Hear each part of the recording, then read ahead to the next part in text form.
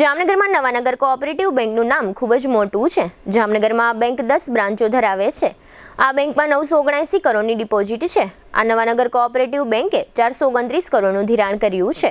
આ બેંક 1 લાખથી વધુ ગ્રાહકો ધરાવે છે। 9100થી વધુ આ બેંકના કાયદેસરના સભાસદો એટલે કે શેર હોલ્ડર છે। આ તમામ સભાસદોની 16.50 કરોડની ડિપોઝિટ આ બેંકમાં છે। આ નવાનગર કોઓપરેટિવ બેંકમાં 119થી વધુ સ્ટાફ કાર્યરત છે। 5 વર્ષ માટે ચૂંટાયેલા 15 ડાયરેક્ટરોના નેતૃત્વ હેઠળ આ બેંકનું સંચાલન કરવામાં આવે છે। આ 15 ડાયરેક્ટરોમાંથી દર 2.5 વર્ષે ચેરમેન અને વાઇસ ચેરમેનની પસંદગી કરી નિમણૂક કરવામાં આવે છે।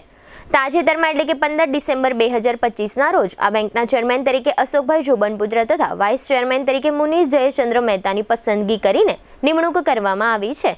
આજે બપોરે આ બંને નવા વરાયેલા હોદ્દેદારોની મુલાકાત લેવા માટે જીટીપીએલ જામનગર ન્યૂઝના managing editor Jayeshbhai Rupareliya Hirji Mistry road સ્થિત નવાનગર કોઓપરેટિવ બેંકની હેડ ઓફિસ ખાતે પહોંચ્યા હતા। જ્યાં બેંકના ચેરમેન અશોકભાઈ જોબનપુત્ર અને વાઇસ ચેરમેન મુનીષ મહેતાએ જયેશભાઈ રૂપારેલિયાનું પુષ્પગુચ્છ બુકે આપી સ્વાગત કર્યું હતું। મુલાકાત દરમિયાન આ બંને મહાનુભાવોએ જણાવ્યું હતું કે દર વર્ષે આ બેંક 22થી 25 કરોડનો નફો કરે છે। હાલમાં બેંકની પાસે સ્વભંડોળ એટલે કે 180 કરોડની પોતાની મૂડી છે। નવાનગર કોઓપરેટિવ બેંકના નવા વરાયેલા ચેરમેન અશોકભાઈ જોબનપુત્રાએ વધુમાં જણાવ્યું હતું કે સભાસદોને આ બેંકે ચાલુ વર્ષે 18% ડિવિડન્ડ આપ્યું છે। વધુમાં જોબનપુત્રાએ ઉમેર્યું હતું કે પારદર્શક રીતે બેંકનો વહીવટ થાય તેવું અમે મેનેજમેન્ટ કરવા માંગીએ છીએ। અમારી બેંકના કોઈ ગ્રાહકોને કોઈ મુશ્કેલી ન પડે તેની પણ અમે તકેદારી રાખવામાં માનીએ છીએ। આ જ રીતે વાઇસ ચેરમેન મુનીષ મહેતાએ જણાવ્યું હતું કે જામનગરમાં 10 બ્રાન્ચમાંથી 7 બ્રાન્ચની બિલ્ડિંગો બેંકની માલિકીની છે। આજની તારીખે આ બેંક કુલ 1200 કરોડથી વધુનું કેપિટલ ધરાવે છે।